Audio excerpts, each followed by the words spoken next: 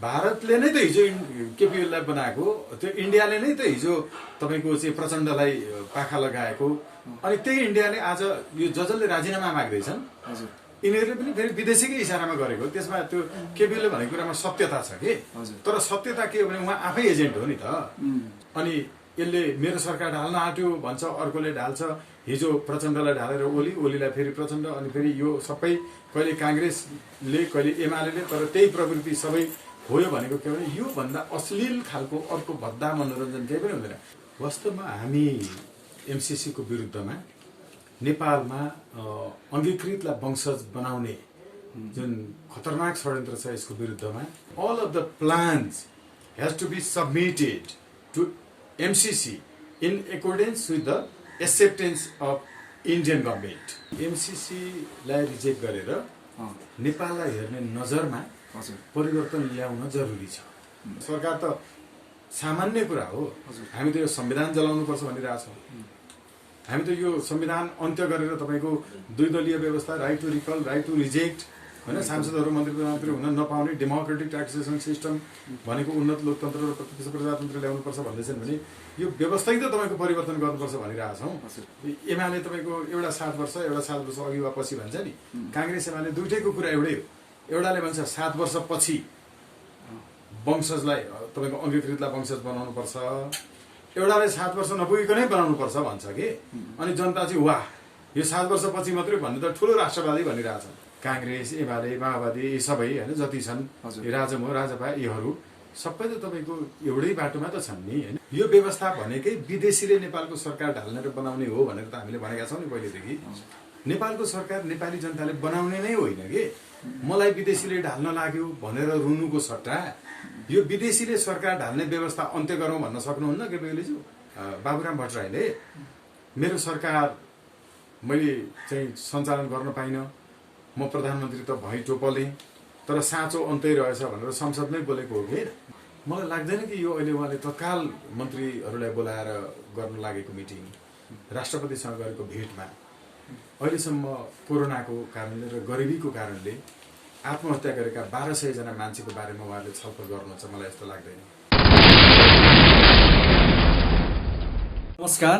स्वतन्त्र राष्ट्रिय अभियान नेपालको नेतृत्वमा अमेरिकाले दिँदै गरेको अनुदान भनिएको छ एमसीसी को विरुद्धमा भइराखेको चरणबद्ध आन्दोलनको क्रममा गत असार 15 गते संयोजक स्वागत नेपाल सहित 15 जना अभियन्ताहरूलाई प्रहरीले हिरासतमा लिएको थियो र यो हिरासत गैर कानुनी हो भन्दै स्वागत नेपालजी सँगसँगै सम्पूर्ण अभियन्ताहरूलाई चाहिँ सर्वोच्च अदालतले ससम्मान छोडेको छ र आज हामीसँग संयोजक स्वागत नेपालज्यू यही विषयमा कुराकानी गर्नको लागि हुनुहुन्छ।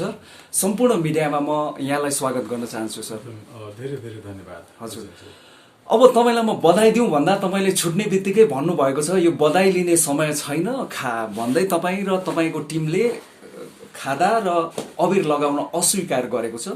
सर्वोच्च अदालतले यहाँहरूको पक्राउलाई गैर कानुनी हो भन्दै छोडेको अवस्थामा यसलाई कसरी हेर्ने सर? प्रहरीले चाहिँ तपाईहरूलाई नियन्त्रणमा लियो, 6 दिनसम्म तपाईँहरू लगभग हिरासतमा रहनुभयो, होइन? आफै कानुन व्यवसाय पनि हुनुहुन्छ, यसलाई कसरी लिनुहुन्छ सर यो तपाईँहरूको एउटा यो गिरफ्तारीलाई भनौँ न?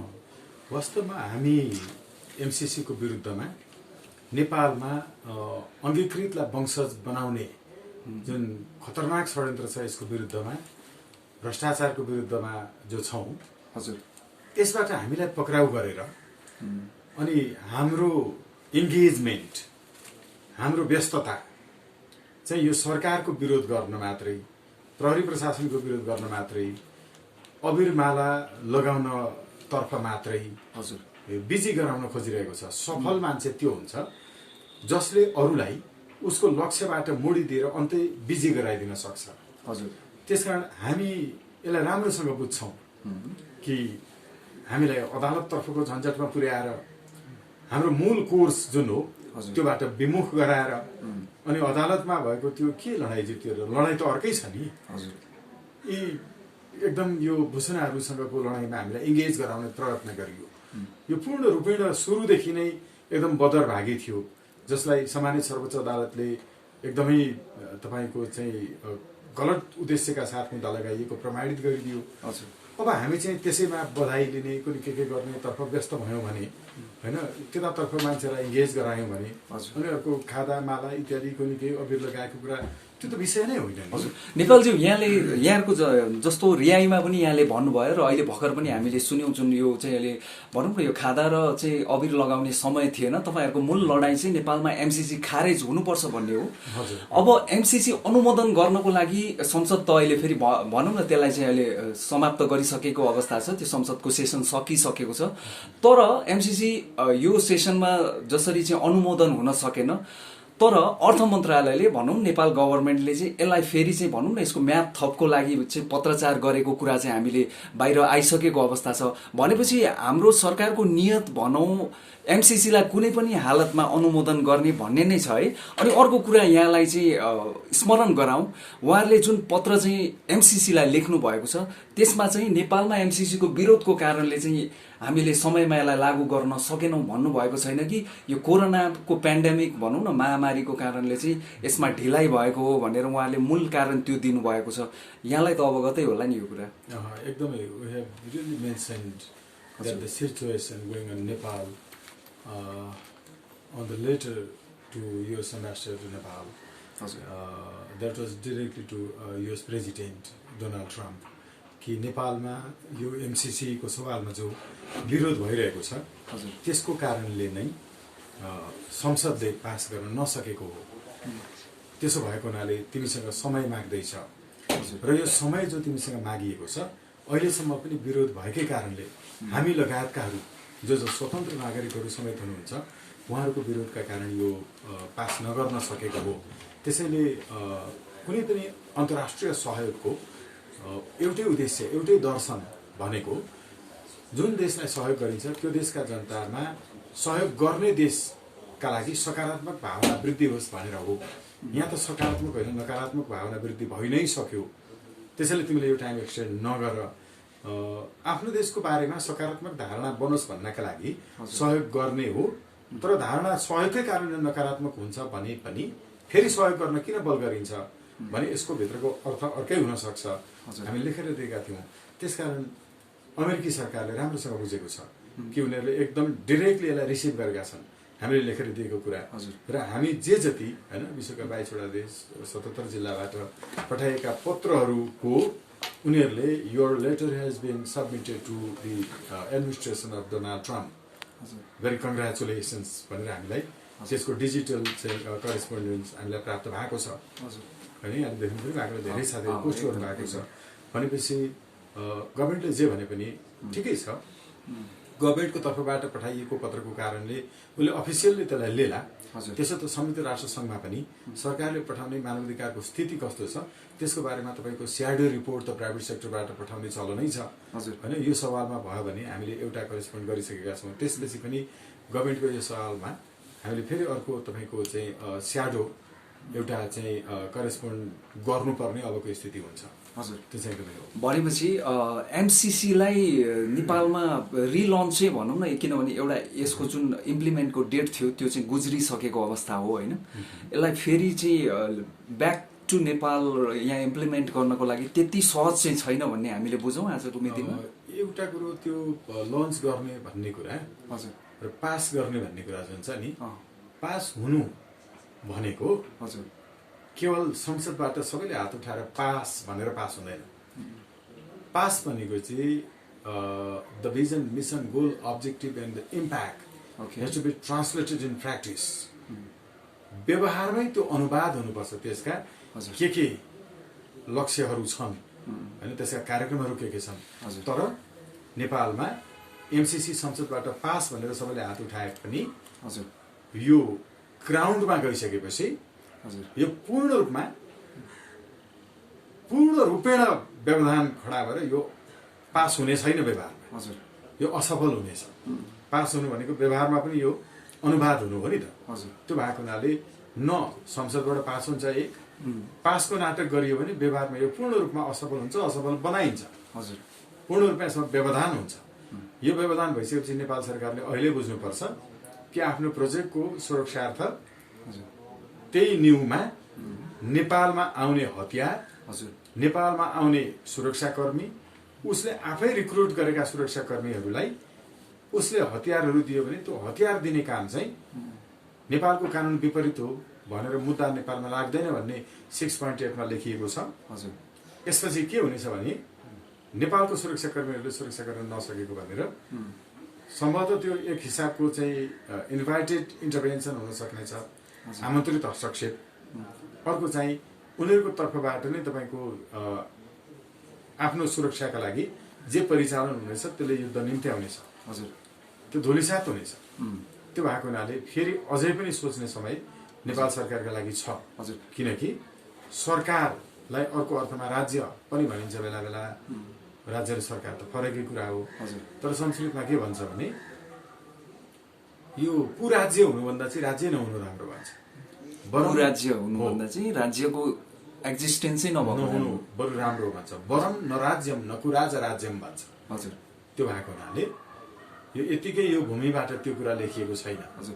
स्वागत सर, जस्तो हिजो तपाईँहरूको सम्मानित सर्वोच्च अदालतले तपाईँ लगायत तपाईँको 12 जना सहयात्रीहरूलाई जसरी रिहाई गर्यो नि, होइन? त्यो पछाडि यहाँहरूले माइती घरमा रिहाई पछाडि जुन एउटा भनौँ सम्बोधन गर्नुभएको थियो, त्यसमा तपाईँहरूको नारा थियो क्या, प्रहरी र सेनासँग, नेपालका प्रहरी र सेनासँग एमसीसी बेच्ने को हो भन्दाखेरि ओली र देउबा दुइटै हो भन्नुभयो तपाईँहरूले। भनेपछि उहाँहरूको त्यो गठबन्धन एमसीसी नेपालको भनौँ न, यहाँको भाषामा नेपालको प्रहरी र सेनालाई बेच्नको लागि उहाँहरूको त्यो गठबन्धन आजको मितिसम्म एक्टिभ छ कि के छ, धर्मराएको छ, के छ अवस्था छ? होइन, यो एकदमै धर्मराइसकेको छ। किनकि अहिले सांसदहरूलाई जनताले हामीले जुन टेलिफोन गर्ने अझै पनि चलिरहेको छ है। हजुर। हामी भित्रको सबै साथीहरूले आन्दोलन सबै सडकमा आउने मात्रै हुँदैन, अझै पनि यो आन्दोलन एकदम जारी छ। सबै जिल्लाबाट साथीहरूले फोन गर्नु भएको छ सांसदहरूलाई। हामीले एकदम रिपोर्ट, हामीले कति बजेदेखि कति मिनेट को सांसदसँग, हाम्रो को अभियन्ताले वा स्वतन्त्र नागरिक कल्याण जो हामीसँग जोडिएका छन्, उहाँहरूले कति मितिमा कति बजेदेखि कति बजेसम्म कति मिनेट कुरा गर्नुभयो, के भन्नुभयो भन्ने सबै हामीले रेकर्ड राखेका छौँ। अहिले पनि सांसदहरूलाई एमसीसीको बारेमा एमसीसी पास गर्नुहुन्न भनेर म तपाईँलाई मेरो प्रतिनिधि भएकोले फोन गर्दैछु। माननीयज्यू, तपाईँले एमसीसी पास गर्ने पक्षमा तपाईँ उभिनु भएको हामीले देख्यौँ भने समाचारहरूमा। गाउँ फर्किँदा तपाईँका हामी जे जति हुन्छ भौतिक रूपमा सामाजिक बहिष्कारका कार्यक्रमहरू गर्नेछौँ। त्यसकारण तपाईँलाई आफ्नो गाउँ ठाउँ घरमा बस्न नसक्ने अवस्था बनाउँछौँ, यो ख्याल गर्नुहोला भनेर गरेका फोन कलहरूमा पहिला एमसीसीको सर यो चाहिँ ठ्याक्कै 77 जिल्लाका सबै माननीयज्यूहरूलाई यस्तो कल गएको छ कि के छ? सम्पूर्ण सबै 77 वटै जिल्लाका हाम्रा चाहिँ समितिको अभियन्ता साथीहरूले आफ्नो क्षेत्रको जुन क्षेत्रबाट उसले भोट दिएको हो नि, त्यो भोटर स्वयंले गर्ने हो। फेरि आफूले भोट दिएकै सांसदलाई उसकै क्षेत्रको सांसदले गर्ने हो।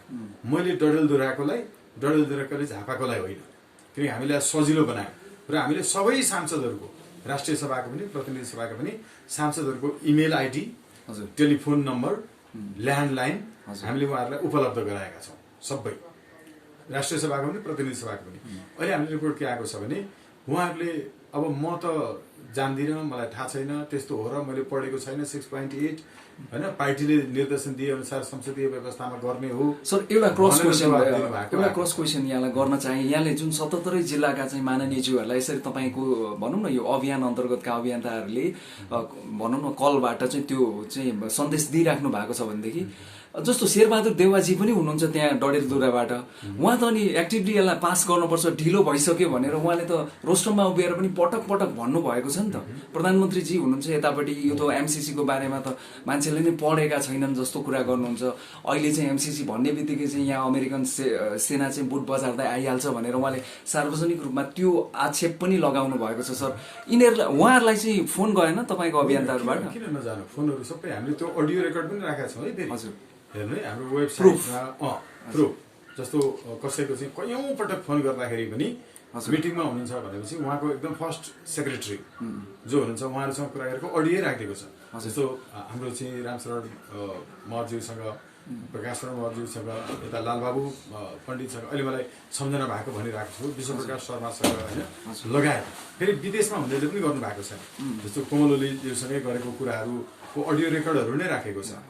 अब यो अवस्था अहिले जो छ नि अहिलेको चाहिँ सभामुखसँग गरेको कुराहरू पनि राखेको छ अडियो रेकर्ड हेर्नुहोस् सबैले गर्नुभएको छ कस्तो रेस्पोन्स थियो अलिकति उहाँको रेस्पोन्स चाहिँ अलिकति माननीयज्यूहरू मात्रै जो हुनुहुन्छ नि उहाँहरूले चाहिँ अब पार्टीको निर्देशन हामीले मान्नुपर्ने बाध्यता छ मलाई पनि मन परेको छैन भनेर भनेकै रेकर्डहरू राखेको छ हेर्नु कस्तो राम्रोसँग उहाँहरूले यतिकै कुरा गरिरहेको छु भनेर भन्नुभएकोलाई यसमा हामीलाई मुद्दा मामिला जे चलाए पनि हुन्छ प्रतिनिधि सभाको सदस्यलाई आफ्नो भोटरले एमसीसी पास गर्नुहुन्न तपाईँ नगर्नुहोस् है भनेर भनेको कुराको टेलिफोन रेकर्डलाई सार्वजनिक गर्दा मुद्दा लाग्न सक्छ पनि भने हामीलाई कतिले यो चाहिँ लाग्दैन किनकि सांसदको सबै 100% अभिव्यक्ति स्वतन्त्रता संसदभित्र हुन्छ अनि आफ्नो सांसदसँग उसको चाहिँ भोटरले गरेको कुराकानीको गोपनीयता हुनुहुँदैन यो गोपनीयता हुँदैन अब उहाँहरूको यो प्रतिक्रियाहरू जे आयो त्यो प्रतिक्रियामा कतिपयले नपढ्नु भएकै आएको छ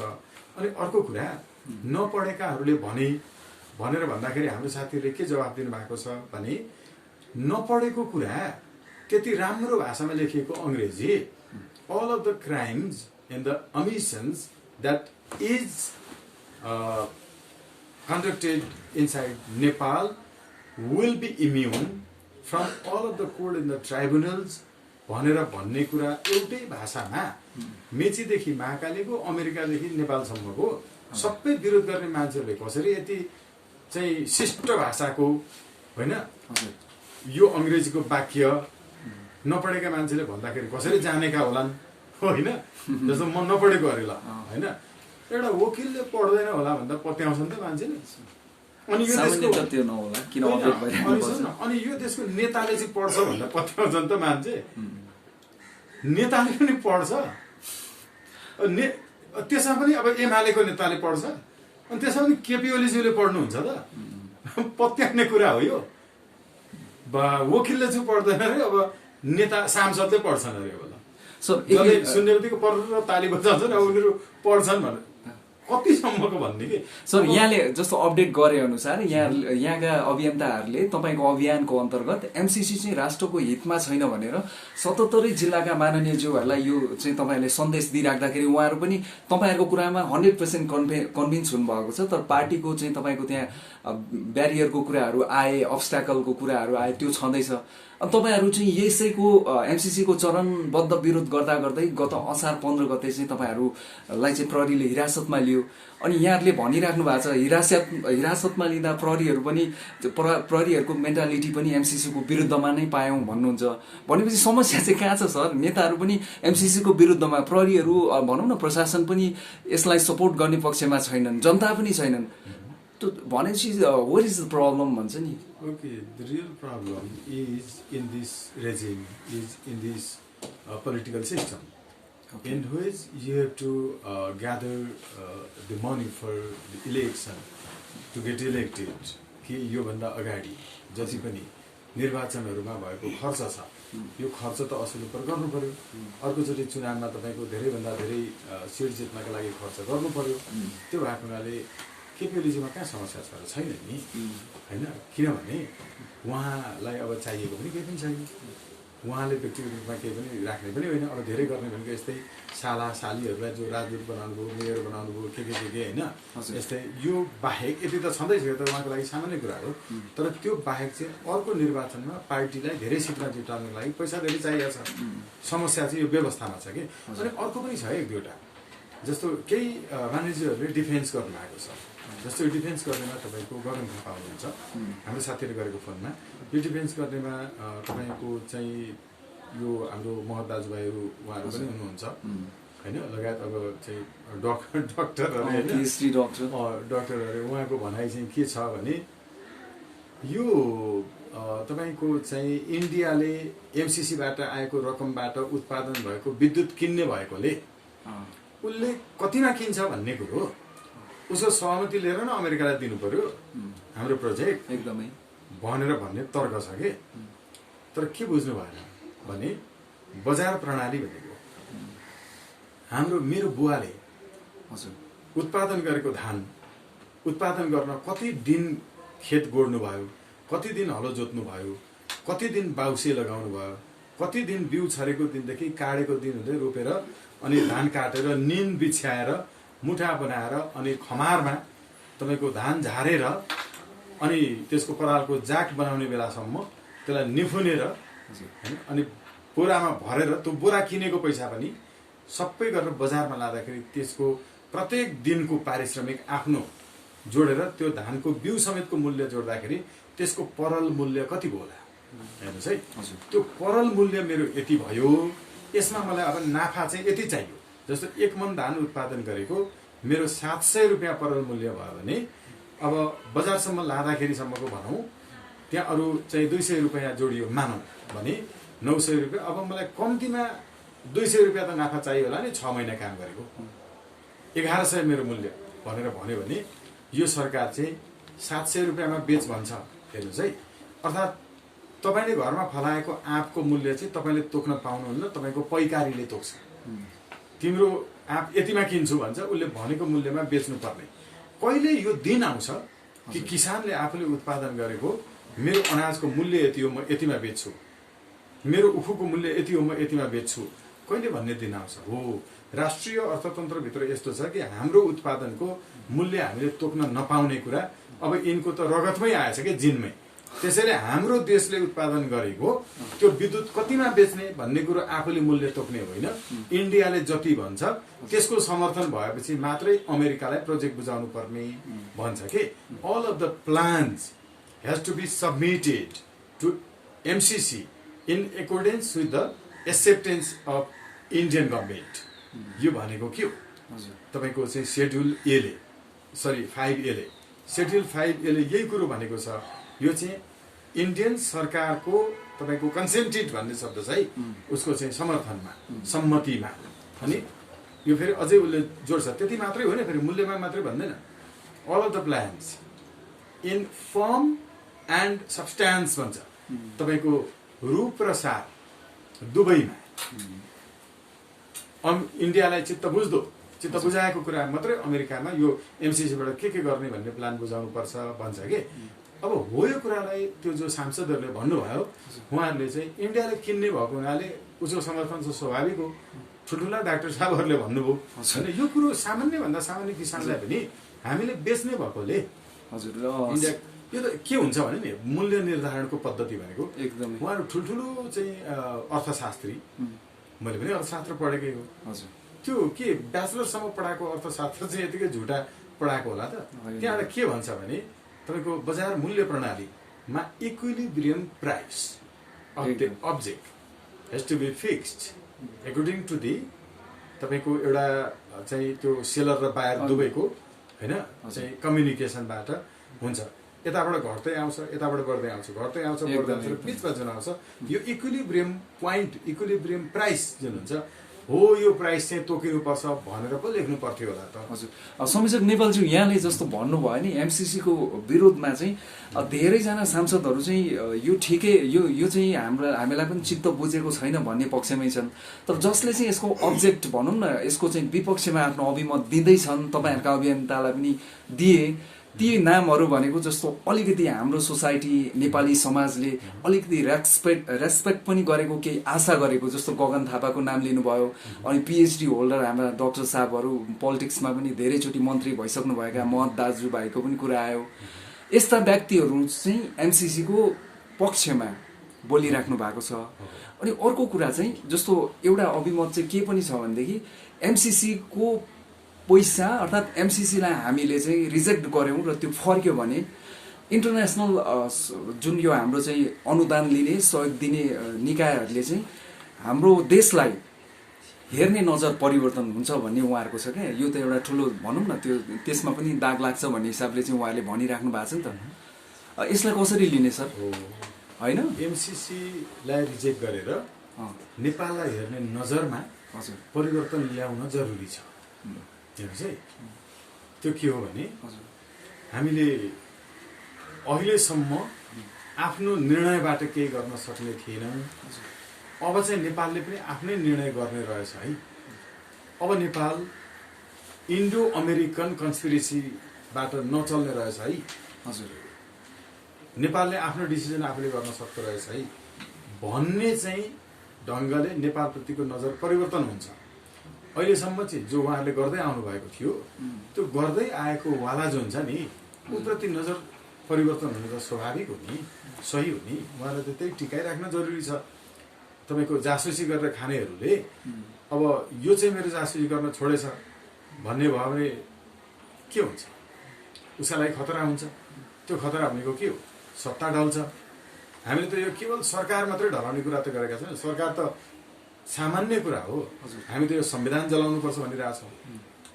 हामी त यो संविधान अन्त्य गरेर तपाईँको द्विदलीय व्यवस्था, right to recall, right to reject, होइन, सांसदहरू मन्त्री प्रधानमन्त्री हुन नपाउने डेमोक्रेटिक ट्याक्सेसन सिस्टम भनेको उन्नत लोकतन्त्र र प्रतिष्ठित प्रजातन्त्र ल्याउनुपर्छ भन्दैछन् भने यो व्यवस्था त तपाईँको परिवर्तन गर्नुपर्छ भनिरहेछौँ। अब हो यो गर्नतर्फ यी सत्ताधारीहरूले नै तपाईँको चाहिँ सजिलो पार्ने गरिकन आफूले जसका जासुसी जसका पक्षमा गर्दै आएका थिए, जसका एजेन्ट हुन्, उनीहरूप्रति त तपाईँको स्वाभाविक। सर, यो जासुसी र एजेन्ट शब्द यहाँले प्रयोग गरिराख्दाखेरि जस्तो यहाँले भन्नुभयो गगन थापा जुन नेपाली काङ्ग्रेसका एकजना प्रभावशाली युवा नेता हुनुहुन्छ, पहिला स्वास्थ्य मन्त्री पनि भइसक्नु भएको मान्छे, उहाँलाई चाहिँ एउटा रिपोर्ट यस्तो आएको थियो कि अमेरिकन एम्बेसीले चाहिँ की कन्ट्याक्ट पोइन्टको रूपमा, पर्सनको रूपमा उहाँलाई लिइराखेको एउटा रिपोर्ट सार्वजनिक भएको थियो। त्यसमा भेरिफाई त्यति भएको छैन। गगन थापाले पनि त्यसलाई राम्ररी क्लेरिफाई गर्नु भएको छैन। अहिले आएर उहाँले एमसीसीको जुन किसिमको एउटा चाहिँ त्यो पक्ष पोषण छ नि त्यो गरिराख्दाखेरि यसलाई कसरी हेर्ने, त्यसलाई जोड्न सकिन्छ यी बुदाहरूलाई, यो उहाँको उसलाई? एकदमै प्रष्ट। अब त कसलाई थाहा छैन कि, कसलाई थाहा छैन र, होइन? एकदम स्पष्ट छ नि। देखि तपाईँको चाहिँ यत्रो अङ्गीकृतहरूलाई वंशज बनाउने मूल योजनाकार, हजुर, होइन, यिनै त हुन् नि। एमाले तपाईँको एउटा 7 वर्ष अघि वा पछि भन्छ नि, काङ्ग्रेस एमाले दुइटैको कुरा एउटै हो। एउटाले भन्छ 7 वर्षपछि वंशजलाई तपाईँको अङ्गीकृतलाई वंशज बनाउनुपर्छ, एउटाले 7 वर्ष नपुगिकनै बनाउनुपर्छ भन्छ कि। अनि जनता चाहिँ वाह यो 7 वर्षपछि मात्रै भन्ने त ठुलो राष्ट्रवादी भनिरहेछ। नेकपा चाहिँ राष्ट्रवादी। खालि फरक के हो भने हामीले चाहिँ तपाईँको 46 सालको तपाईँको चाहिँ चैत्र मसान्तसम्म जन्मिएका मान्छेलाई त्यति बेला सबैलाई जन्मको आधारमा नागरिकता दियौँ। 46 साल चैत्र मसान्तसम्म जन्मिएकालाई, अनि त्यसपछि आएर तिनीहरूबाट जन्मिएका सबैलाई वंशज बनायौँ। अनि यता आएर तपाईँको चाहिँ 2072 सालको असोजको 3 गतेसम्म जन्मिएका मान्छेहरूलाई फेरि हामीले त्यो जो अङ्गीकृत थिए तिनलाई जन्मका आधारमा दियौँ 46 सालको चैत्र मसान्तसम्मको लागि। त्यसपछि तिनीहरूबाट जन्मेको आएर 72 को असोज 3 गतेसम्म जन्मिएकालाई फेरि हामीले वंशज बनायौँ। अब हो यो जस्तै त्यति बेला तपाईँको 2-4 दशकमा बनाए।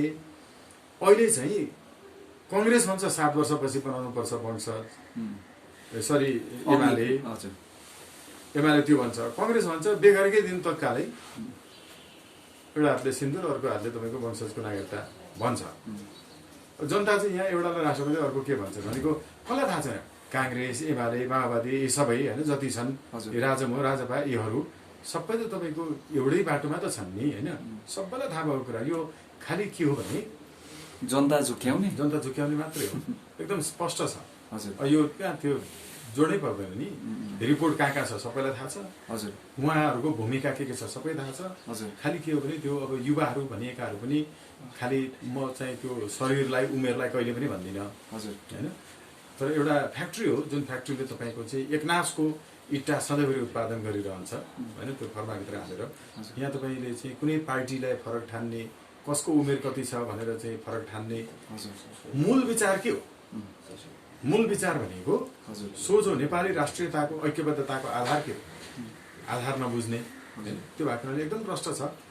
हामीले त नामै सहित यस पूर्व पनि अहिले पनि देखाइरहेका छौँ। एकदमै संयोजक नेपालजी, यो खास गरिकन राष्ट्र राजनीतिको पनि अलिकति चर्चा गर्न चाहन्छु। खास गरिकन सत्तारूढ दलमा बढेको विवाद र प्रधानमन्त्रीजीको जुन अभिव्यक्ति केही समय अगाडि आएको उहाँको चाहिँ अभिव्यक्तिमा उहाँले जसरी चाहिँ मलाई चाहिँ हटाउनको लागि भारतले चाहिँ एकदमै नाङ्गो रूपमा चाहिँ यहाँ चाहिँ खेल खेलिराखेको छ, यहाँका दूतावासहरू होटलहरूमा चाहिँ त्यो किसिमको चाहिँ सक्रियता बढेको छ भन्ने उहाँको अभिव्यक्ति आएको थियो।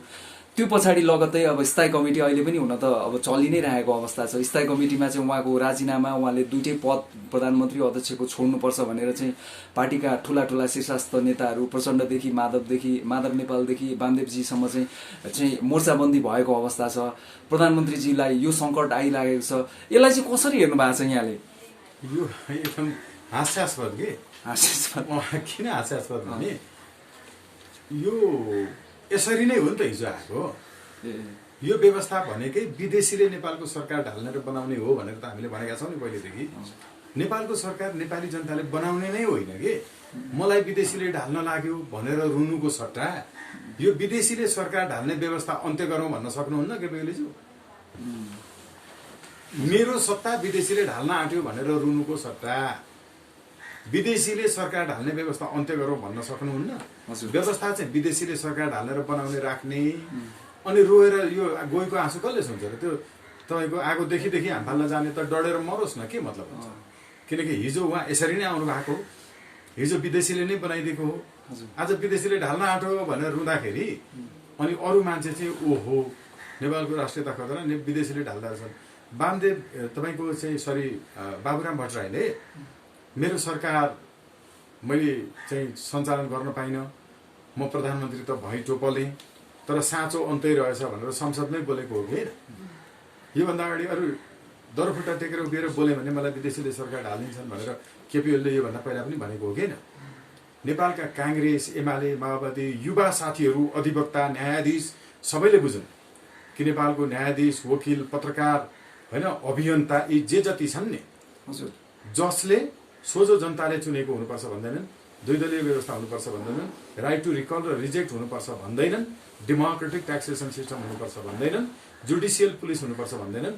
यी सबै मान्छेहरू जानेर वा नजानेर विदेशीले नेपालको सरकार ढाल्ने र बनाउने व्यवस्थाकै पिल्लरहरू हुन्। भनेपछि प्रचण्डजी र यता हाम्रो माधव नेपाल अनि यो जुन झलनाथजी, वामदेव गौतमहरूले जुन चाहिँ केपी ओलीजीको राजीनामा माग्दै हुनुहुन्छ नि, त्यसको मतलब के हुन्छ? यो भारतकै इसारामा हो भन्ने बुझ्ने हामीले? भारतले नै त हिजो केपी ओलीलाई बनाएको, त्यो इन्डियाले नै त हिजो तपाईँको चाहिँ प्रचण्डलाई पाखा लगाएको, अनि त्यही इन्डियाले आज यो जसले राजीनामा माग्दैछन् यिनीहरूले पनि फेरि विदेशीकै इसारामा गरेको। त्यसमा त्यो केपी ओलीले भनेको कुरामा सत्यता छ कि। तर सत्यता के हो भने उहाँ आफै एजेन्ट हो नि त। सत्यता के हो भने नेपालमा विदेशीले सधैँभरि ढालिरहने, जनताले ढाल्ने होइन, जनताले बनाउने सरकार होइन। बहुमतको के अर्थ भन्छ? हो नि, बहुमतै होइन यो, होइन। एउटा निर्वाचन क्षेत्रबाट तपाईँको 10 जना उम्मेदवार, 9% ल्याएर चाहिँ 81% हार्नेको, 19% ल्याउनेले, अनि तपाईँको सांसदको बहुसिटबाट आउने प्रधानमन्त्री, त्यो सांसद चाहिँ विदेशीको पैसाबाट चल्छ। कहिले महराले चाइनाबाट ल्याएको पैसाबाट चल्छ, कहिले इन्डियनहरूको आएर चाहिँ तपाईँको युरोपियन युनियनदेखि अमेरिकनहरूको सम्मले जसलाई विश्वासको मत हाल भनेर भन्यो त्यही हालिदिन्छ, जसको विरुद्धमा अविश्वासको प्रस्ताव ल्यायो भन्यो त्यही गरिदिन्छ। इन्सपेक्टर भन्दा माथिका सबै पद इन्डियाले सरुवा बढुवा गर्छ, होइन। अब यो त कुरो नेपालको सम्पादक, राष्ट्रिय दैनिकको र टेलिभिजनहरूका सम्पादक को हुने भन्ने कुरो इन्डियाले गर्छ, अनि तिनै इन्डियन एजेन्टहरूलाई मात्रै तपाईँको चाहिँ समाचारको शीर्ष स्थान, इन्टरभ्यूहरू इत्यादि सबै त्यही नै गर्ने हो। त्यो भएको नेपालको सबै कुरा यो आजको मात्रै भनेको छैन नि मैले। म नेपालको मिडियामा, मेन स्ट्रिम मिडियामा, राष्ट्रिय दैनिक, राष्ट्रिय समाचार समिति, रेडियो नेपाल, टेलिभिजन लगायतमा काम गर्दै गर्दै राष्ट्रिय दैनिक, राष्ट्रिय टेलिभिजनहरूको होइन कार्यकारी सम्पादक, एक्जिक्युटिभ प्रड्युसर भएरसम्म बुझ्दै हेर्दै आउँदाखेरि देखेको र निष्कर्ष र प्रमाण यही हो कि नेपालमा यो सबै उनीहरूले सञ्चालन गर्छन्। अब भन्न के सक्नु पर्यो भने यो सबै विदेशीले बनाइदिने अन्त्य गरौँ। कहिले मलाई, कहिले प्रचण्डजीलाई, कहिले फलानुजीलाई, कहिले झलनाथजीलाई भने यो जी भनेको मैले नि केपी ओलीज्यूले होइन, उहाँलाई बनाउने यो व्यवस्था अन्त्य गरौँ। विदेशी होइन, जनताले सरकार बनाउने, डाइरेक्ट भोट हालेर द्वैदलीय व्यवस्था यो गरौँ नभन्ने। अनि यो सबै उहाँलाई हटाउन खोज्नेहरू पनि तपाईँको विदेशी एजेन्टै हुन्। यो अहिले भइरहेको सरकारका सबै तपाईँको राष्ट्रपति सबै विदेशी एजेन्टै हुन्। अब ढाल्ने पनि अर्को एजेन्टले ढाल्ने हो। अनि यो त एकदम प्रष्ट छ नि। हामी मूल व्यवस्थाको परिवर्तनको कुरा गरौँ न, नेपालमा साँचो लोकतन्त्रको कुरा गरौँ न, नेपालमा उन्नत लोकतन्त्रको कुरा गरौँ न, प्रत्यक्ष प्रजातन्त्रको कुरा गरौँ न, साँच्चै लोकतान्त्रिक युगको कुरा गरौँ न। पञ्चायतमा यो व्यवस्थाले फ्रस्ट्रेसन बाहेक केही पनि ल्याउने भयो? यो व्यवस्थाले फ्रस्ट्रेसन र त्यहाँभित्रको एउटा भद्दा र तपाईँको चाहिँ एकदमै अश्लील मनोरञ्जन। त्यो अश्लील मनोरञ्जन भनेको के हो भने हजुर त्यो आफू नै यो त तपाईँको कहाँ यो शब्द अब प्रयोग गर्न गाह्रो हुन्छ होइन। हाम्रो चाहिँ अलिकति रेड लाइट एरिया हुने देशहरूका सन्दर्भमा भन्ने हो भने हजुर त्यहाँ वैधानिक हिसाबले होइन जहाँ चाहिँ मान्छेले शरीर बेच्नुपर्ने बाध्यता हुन्छ हो त्यो भन्दा पनि हजुर पैसा जसरी पनि चाहिन्छ आमा बेचेर पनि ल्याउँ एमसीसँग साटेर भनेर भन्ने अनि यहाँ विकास जस्तो देखाउने विदेशी एजेन्टहरू ल्याएर खुलेआम तपाईँको लेखा परीक्षण इत्यादि सम्पूर्ण चाहिँ उनीहरूको हिसाबले गराएर अनि चाहिँ यहाँ विदेशी एजेन्टहरूलाई मासिक तलब खुवाउने सबै काम गर्ने नै यही हो नि त। त्यो भएको हुनाले हामीले अहिले यी सबै कुराको चाहिँ अर्थ छैन। पञ्चायतमा पनि हामीले सरकार जनताले बनाउँदैन थियो, सांसदको बहुसिटबाट बन्थ्यो। अनि 46 सालपछिको संवैधानिक राजतन्त्रात्मक बहुदलीय व्यवस्था भनेको भए पनि जनताले डाइरेक्ट सरकार बनाउँदैन थियो, त्यहाँ पनि सांसदको बहुमतबाट बन्थ्यो बहुसिटबाट। अहिले पनि जनताले डाइरेक्ट बनाउने होइन, अहिले पनि तपाईँको सांसदहरूकै यताउता इक्वेसन मिलाएर पल्टाएर बन्ने हो। अनि यसले मेरो सरकार ढाल्न आँट्यो भन्छ, अर्कोले ढाल्छ। हिजो प्रचण्डलाई ढालेर ओलीलाई फेरि प्रचण्ड, अनि फेरि यो सबै कहिले काङ्ग्रेसले कहिले एमाले, तर त्यही प्रवृत्ति सबै हो। यो भनेको के भने यो भन्दा अश्लील खालको अर्को भद्दा मनोरञ्जन केही पनि हुँदैन।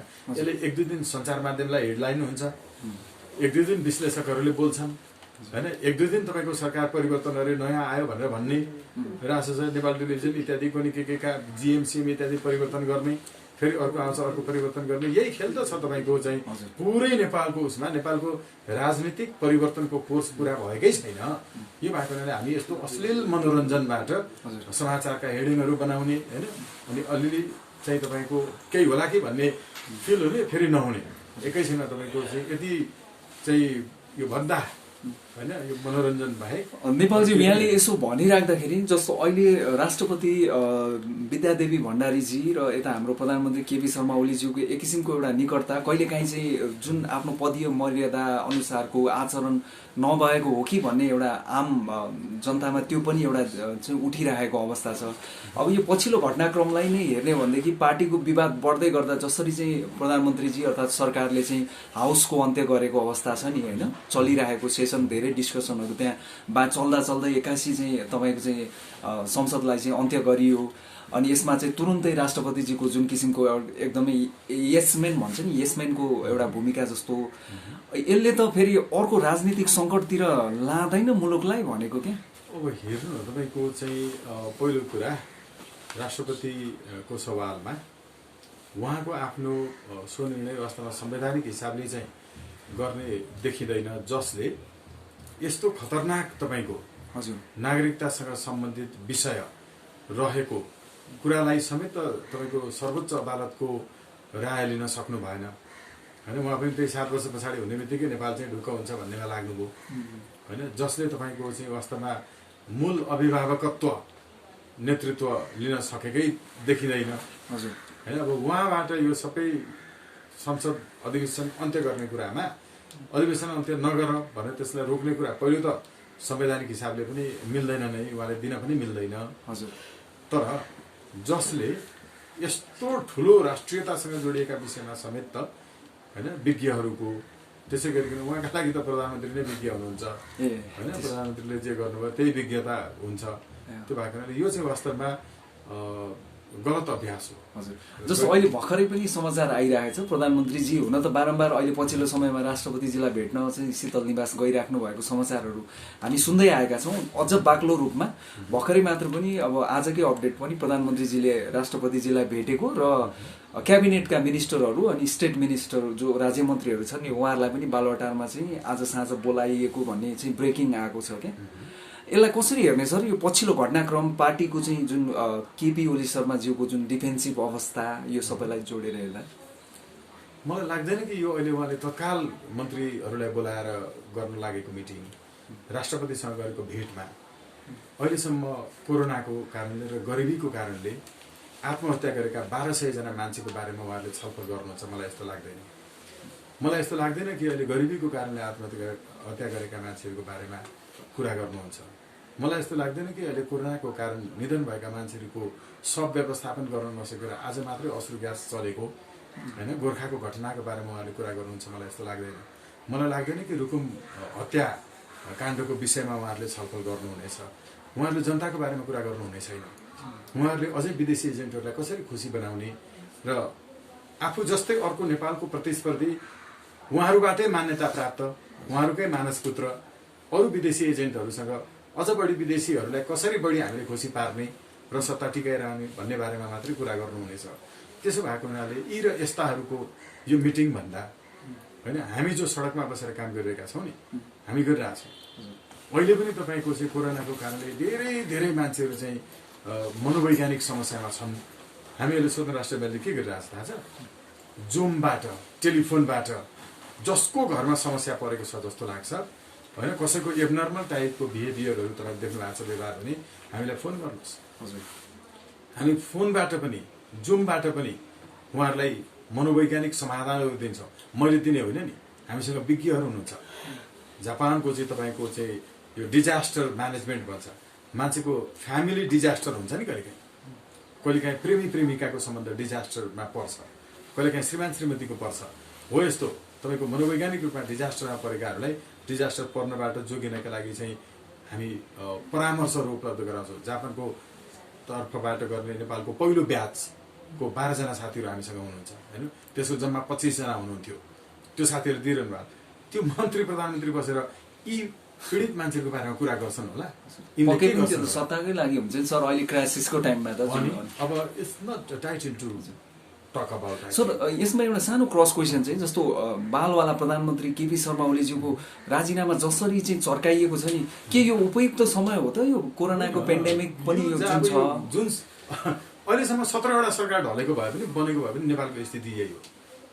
केपी ओलीको सरकार ढल्ने मात्रै होइन, यो अगाडि नै ढल्नु पर्थ्यो। अब बन्ने सरकार चाहिँ यो व्यवस्था अन्तर्गतको नबन्नु पर्थ्यो होइन। उन्नत लोकतन्त्र र प्रत्यक्ष प्रजातन्त्र अन्तर्गतको बन्नु पर्थ्यो।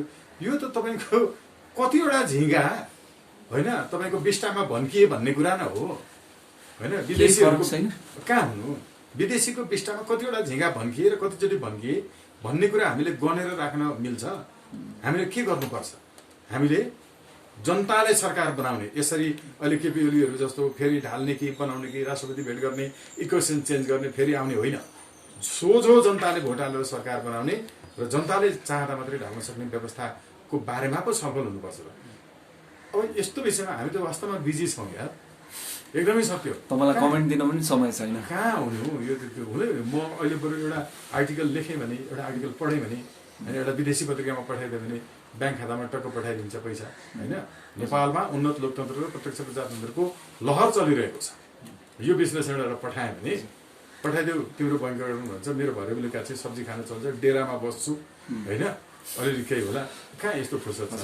नेपालज्यू जस्तो तपाईँको पृष्ठभूमि हेर्दा एउटा सञ्चारकर्मीको रूपमा होइन जिल्लाबाट सङ्घर्ष गर्दै राष्ट्रिय स्तरमा राष्ट्रियका लिडिङ छापा र टेलिभिजनमा एउटा आफूलाई इस्टाब्लिस गर्नुभएको थियो। पछिल्लो समयमा लिगल एक्सपर्टको रूपमा पनि तपाईँको आफ्नै पहिचान छ र त्योभन्दा पनि पछिल्लो समय अहिलेको समयमा तपाईँ चाहिँ यो अहिलेको व्यवस्थाले चाहिँ निकास दिँदैन र जनताले खोजेको चाहिँ राजनीतिक व्यवस्था जुन समृद्धि हो त्यो यो व्यवस्थाबाट आउँदैन भनेर यहाँकै भाषामा भन्यो भनेदेखि उन्नत लोकतन्त्रको लागि स्वतन्त्र राष्ट्रिय अभियान नेपाल बनाएर लागिराख्नु भएको छ।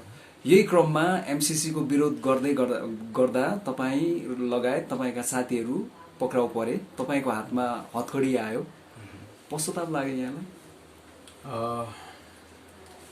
The law is really blind, but it has a sophisticated device to listen. कानुन अन्धो छ तर त्यसको सुन्ने कान चाहिँ एकदम सोफिस्टिकेटेड रहेछ। यसले देख्दो रहेनछ कि स्वागत नेपाल सर्वोच्च अदालततर्फ जाँदै थियो बाटोमा अनि एकैचोटि 30-40 जना प्रहरी एकैचोटि धुरिएर पछाडिबाट समाएर लिएर जान्छ अनि अभद्र व्यवहार गर्यो भन्छ। हेर्नुहोस् है पुरै तपाईँहरूले नै भिडियोहरू चाहिँ अपलोड गर्नुभएको छ न्युजहरू, त्यो भिडियोले देखाउँछ कि अभद्र व्यवहार भनेको कसैले अभद्र व्यवहार गर्नु भनेको ऊ माथि 30-40 जना मान्छेले एकैचोटि अपहरणस्थलीमा च्यापै समातेर लिएर गयो भने जो समातिन्छ त्यसले अभद्र व्यवहार गरेको हुँदो रहेछ कि। अब यही सुन्यो कार्यपालिकाले, प्रहरीले, यही सुन्यो तपाईँको चाहिँ सिडिओले, यही कुरो लेखेर गयो। तर जब not only the law but the justice, हामी चाहिँ कोर्ट अफ ल भन्छौँ नि, त्यो कोर्ट अफ ल होइन, जस्तोमा कोर्ट अफ जस्टिस।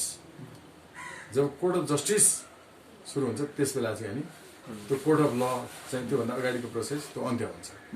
त्यो भएको हुनाले त्यो हत्कडी लागेको विषय चाहिँ मलाई योभन्दा अगाडि राजविराजमा रहेको बेलामा होइन, विद्यार्थी कालमै चाहिँ हिरासतमा लिएको थियो। सायद त्यति बेला उषा नेपाल सिडिओ हुनुहुन्थ्यो त्यहाँ। अनि त्यसपछि ज्ञानेन्द्र चाहिँ राजा भएको बेलामा, त्यो बेलामा आँखामा पट्टी बाँधेर चाहिँ अब यहाँ देखिने गरी भयो, त्यहाँ नदेखिने गरी समाचार पत्रको कार्यालयबाट फर्किँदै गर्दाखेरि चाहिँ राखिएको थियो।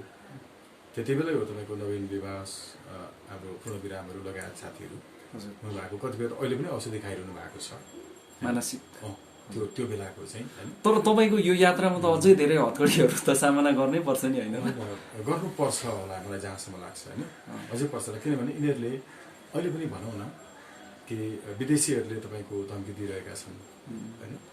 यो मैले सायद जो बोलिरहेको छु नि, हजुर, कहिलेकाहीँ ऐतिहासिक हुनसक्छ कि मैले एकदम सङ्केत पनि गरिरहेको छु। मैले चढेर हिँड्ने गाडीमा नै तपाईँको जेसुकै जुनसुकै राखिदिएर चाहिँ तपाईँको चाहिँ मलाई फसाउन सकिन्छ। म दौरा सुरुवालमा सांस्कृतिक अरू होइन विवाह लगायतका कार्यक्रमहरू अरू ठाउँमा हिँड्दाखेरि म दौरा सुरुवाल यो चाहिँ यो बेल्ट जुन छ, यो बेल्ट भनेको चाहिँ तपाईँको यो पटुकाको रिप्लेसमेन्ट पनि हो होइन।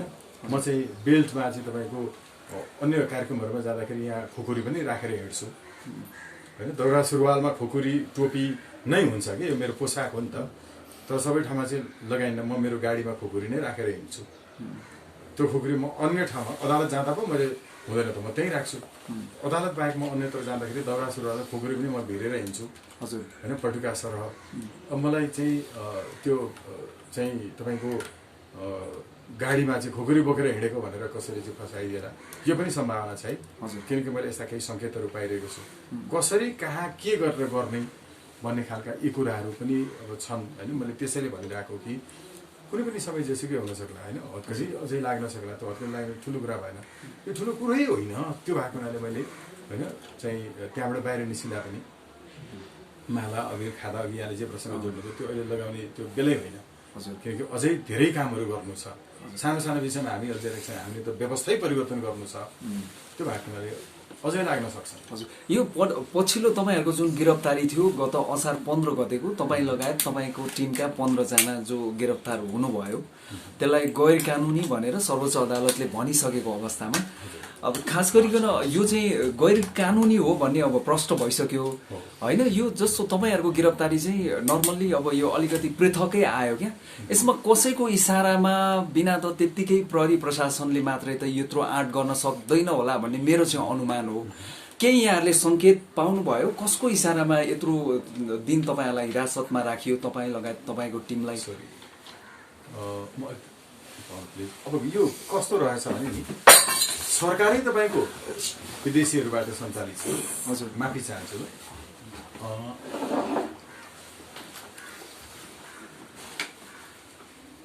प्रहरी प्रशासनको कुरै छोडौँ हजुर होइन। यो अहिलेसम्मको चाहिँ इतिहासमा पहिलो पटक यस्तो तपाईँको चाहिँ अभियोग पत्र तयार गर्नलाई प्रतिवेदन तयार गर्यो प्रहरीले, जो हाम्रो अपराध संहिताको परिच्छेद 5 को सबै अपराध गरेको भनेर लगाइयो। 10 वर्ष जेल होइन? 10 वर्ष जेलको लगायो। जबकि अभद्र व्यवहार मुद्दाको शीर्षक छ। अभद्र व्यवहार भनेको हाम्रो अपराध संहिताको परिच्छेद 5 को हजुर दफा 104 देखि चाहिँ पुरै परिच्छेदको 5 को चाहिँ व्यवस्था छ। यो 139-40 सम्म छ के, यो 40 सम्म छ। यो सबै अपराध गरे हामी 15 जना साथीहरू सबैले यही अपराध गरेको अरे हेर्नु। 10 वर्षको सजाय अनि 118 दफा बमोजिम चाहिँ लगाउने चलन थियो कि, गर्ने पनि त्यही हो। अभद्र व्यवहार भनेको त्यही नै हो। कसैले कसैलाई तपाईँको चाहिँ अभद्र व्यवहार गर्यो भने अब अभद्र व्यवहार भनेको के हो? मैले अर्जुनजी तपाईँले चाहिँ प्रधानमन्त्रीज्यू नमस्ते भन्नुहुन्छ होइन, त्यो नमस्ते भनेर प्रधानमन्त्रीलाई भन्दाखेरि मात्रै गरेर बसिरहन्छ। भद्र मान्छेले नमस्ते गरेको फर्काउँछ कि फर्काउँदैन? जनताले नमस्ते गरेको नफर्काउने प्रधानमन्त्रीको अभद्र व्यवहार हो कि होइन?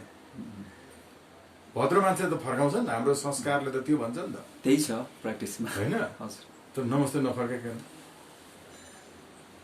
जनताले गरेको तपाईँको चाहिँ आफ्नो कन्स्टेबलहरूले गरेको स्यालुट नफर्काउने बेला हुन्छ होइन। राष्ट्रपति हिँडिरहेछ, हाकिम बिजी छ होइन, तपाईँको चाहिँ उसैले आफ्नो पिकअप चाहिँ च्यापेर हिँडिरहेछ भने त्यसलाई स्यालुट पनि गर्नु पर्दैन। सबै कुराहरू छन्, तर मैले भनेको खालि अभद्र व्यवहार भनेको खुरुखुरु हिँडिरहेको मान्छेलाई कसैले अपहरण गर्यो भने अपहरणमा पर्नेले चाहिँ अभद्र व्यवहार गरेको हुन्छ त? यो त हामीले त अपहरणै गरेको भन्ने त सर्वोच्चले भनिदियो होइन। गैर न्यायिक थियो, गैर कानुनी थियो, असंवैधानिक थियो। त्यो भएको हुनाले यो चाहिँ तत्काल तुरुन्तै यहाँबाट छोडा भनेर भन्यो। भयो त्यो परिच्छेदकै सबै अपराध लगाइदियो। त्यो के भने हुलदङ्गा गरेको रे, आवत जावतलाई तपाईँको चाहिँ रोकेको रे होइन, यो सारा कुरो के अशान्ति मचाएको सम्पूर्ण। त्यहाँबाट आतंकवाद भन्ने शब्द मात्रै छैन, त्यो बाहेक चाहिँ अरू सबै त्यही पर्ने गरिकनको लगाएको छ। जस्तो तपाईँहरू के देखियो भने नि अर्जुनजी, माफी चाहन्छु, के भयो भने साथीहरू कफी सपमा बसेर चाहिँ कफी खाइरहेको साथीहरूलाई आफै त्यहाँ सिभिल चाहिँ ड्रेसकोहरू गएर यो स्वतन्त्र राष्ट्र ब्याङ्कको कार्यक्रम कति बजेदेखि रहेछ भनेर सोद्धाखेरि 1 बजेदेखि हो भन्ने सुनेको छु। 1 बजेदेखि हो कसैले भन्यो, त्यहीँबाट उठाएर ल्याइदिएको छ। हाम्रो मेडिकल डक्टरहरूको टिम थियो तपाईँको 5 जनाको स्वतन्त्र राष्ट्र अभियानको होइन, मेडिकल डक्टर एसोसिएसन जुन छ त्यसको चाहिँ साथीहरूको टिम थियो। यसरी तपाईँको चाहिँ पक्राउ गरेको बाटोमा हिँड्दै गर्दाखेरि आज स्वतन्त्र राष्ट्र अभियानको कार्यक्रम छ अरे भनेर भन्दै गर्नेलाई पनि त्यो भन्दै गर्ने मेरो नाम लिएर कसैले फोनमा कुरा गरिरहेको त्यस्तो साथीहरूलाई पनि पक्राउ गर्यो हो। ती साथीहरू चाहिँ हामीले त्यहाँ पक्राउ गरेर ल्याइसकेपछि, हामीले पहिचान गरिसकेपछि हाम्रो चाहिँ फेरि के हुन्छ भने हाम्रो सबै सदस्यहरूको कोड नम्बर हुन्छ। हजुर, यो कम्प्युटराइज हुन्छ। हाम्रो सडकमा कति कति कोड नम्बरको को साथी प्रदर्शनमा निस्केका छन् सबै हामीसँग रेकर्ड हुन्छ। सबै हाम्रो चाहिँ तपाईँको त्यो कम्प्युटराइज हुन्छ र हामीले उहाँहरूसँग हेर्दाखेरि यो कहाँको सदस्य छ पनि हुन्न, तर हाम्रो एउटा युनिभर्सल युनिक आइडी नम्बर हुन्छ, कोड नम्बर। हजुर, त्यो चाहिँ तपाईँको यो देख्नुहुन्छ नि तपाईँले चाहिँ आइएसबिएन जस्तो होइन, त्यो टाइपको त्यो आफ्नो चाहिँ नम्बर बताउन नसक्ने साथी हाम्रो हुँदैन। हामीले त्यहाँबाट घुसपैठ छ कि के छ हामी सबै पत्ता लगाउँछौँ। हाम्रो आइटीको टिम बेग्लै छ, उहाँहरूले चाहिँ त्यो नम्बर दिएपछि भेरिफाई गरेर को हो होइन भन्नुहुन्छ। त्यहाँनिर जो अरू साथीहरू हुनुहुन्थ्यो त्यही भएर हामी पछि 12 जना गयौँ। सबभन्दा सुरुमा 20 जना हुन्थ्यो। 20 जना हुँदाहुँदै हामीले चाहिँ त्यहाँबाट चाहिँ भिक्टोरी मण्डपबाट अर्कोतर्फ लाने बेलामा हामीले पहिचान गऱ्यौँ भन्यो कि उहाँ चाहिँ ठिक छ एमसिसीको विरुद्ध हुनुहुन्छ होला, सबै त हो, तर अहिले नै उहाँहरू सदस्यतै प्राप्त नगरेको भएको हुनाले उहाँहरू हाम्रो सदस्य हो भने छोडिदिनु भयो हुन्छ भन्यो। हजुर, नेपालजी अन्त्यमा संक्षिप्तमा उत्तर चाहन्छु।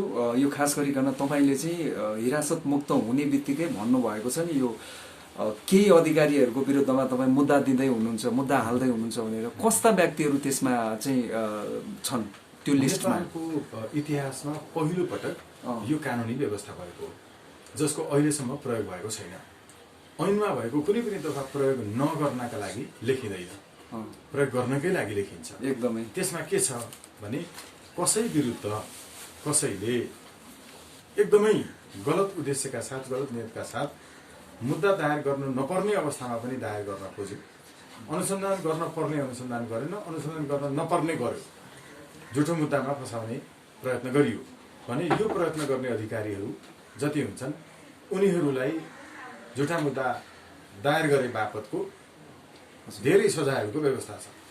यो व्यवस्था गरिएको पहिलोपटक यो अपराध संहितामा गरिएको भएको हुनाले त्यो बमोजिममा हामी यो उपत्यकाको प्रहरी प्रमुख जसको यसमा आदेश थियो उहाँले सोझो भन्नुभएको छ, त्यसै गरिकन तपाईँको प्रमुख जिल्ला अधिकारी, गृहमन्त्री लगायतलाई हामी चाहिँ गर्दैछौँ।